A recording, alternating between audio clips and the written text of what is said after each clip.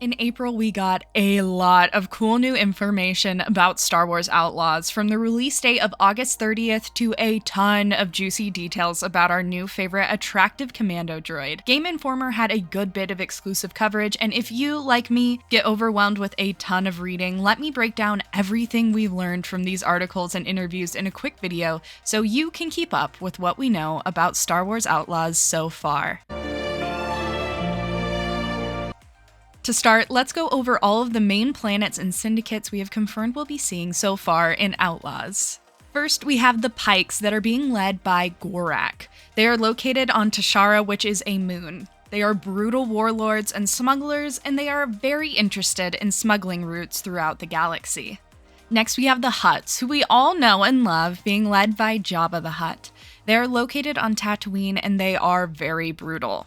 They have a what you see is what you get attitude, and they are also interested in the smuggling routes, but they are very centralized to Tatooine. The next syndicate is Crimson Dawn, being led by Lady Kira, who I am very excited that we're going to be seeing in this game. They are everywhere and after everything.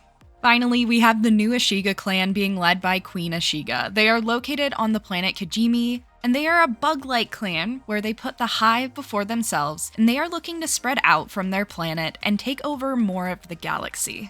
Some other planets we know will be in the game are Akiva and Tashara, a new moon which has a large main city called Mirogana. Please, I'm probably mispronouncing that is dense and compact and full of pikes.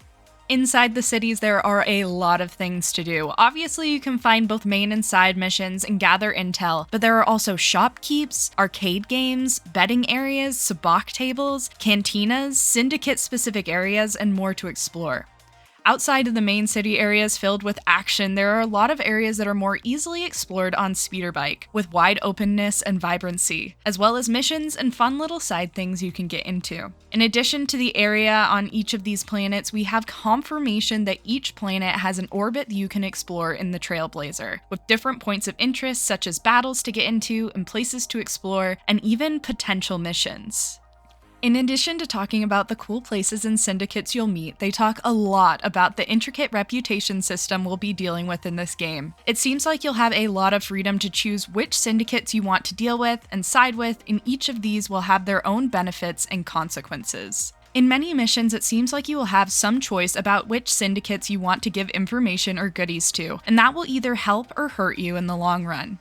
If you have a good reputation with syndicates, you will get goodies such as being able to walk freely through their hideouts and even earn access to higher levels the better your reputation. You will get more opportunities because of this access, and you may even get special missions. You will get special stock and discounts in their shops, and they may even come and help you out of a sticky situation if you need it.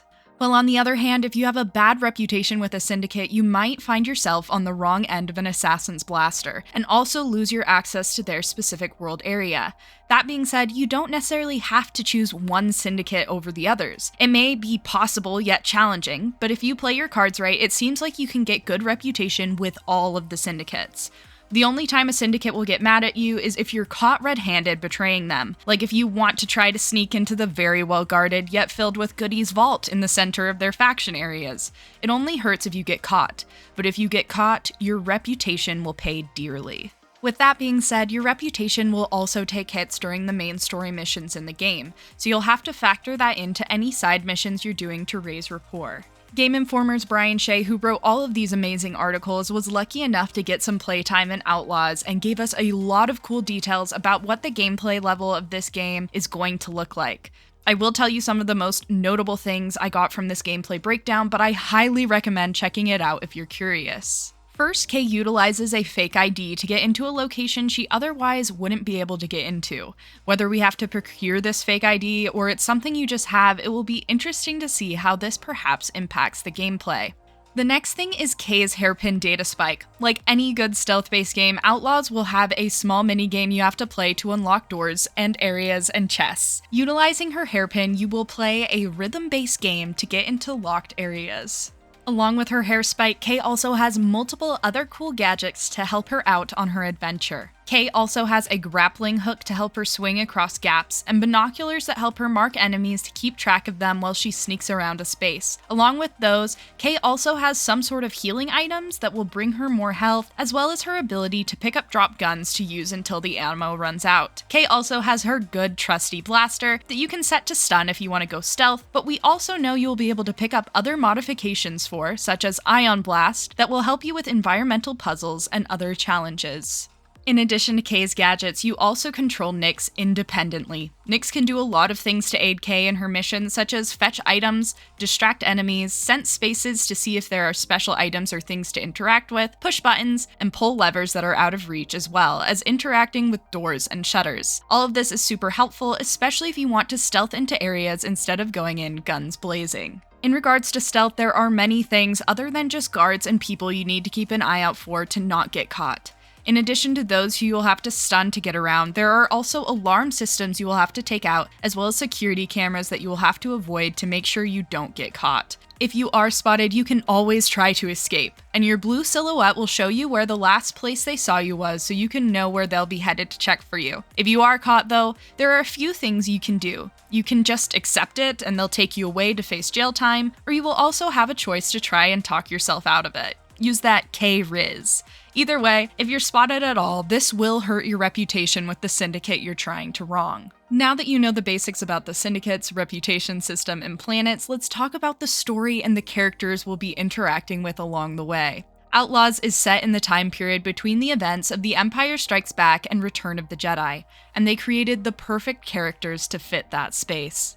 Kay and Nyx are a duo of simple pickpocket to thief scoundrels just trying to find their way in the world, well, the galaxy. They are scrappy underdogs that will use every trick in the book to get out of a tricky situation. Kay Vess had a very rough upbringing in the workers' district of Canto Bight, but after she becomes a thief and gets in with the wrong crowd, a bounty is placed on her head and she has to pull off the ultimate heist to get her freedom back. Nyx is a Merquil, which is a new species created for the game. He comes from an unknown rainforest planet, but at some point he met up with Kay and they've been inseparable ever since.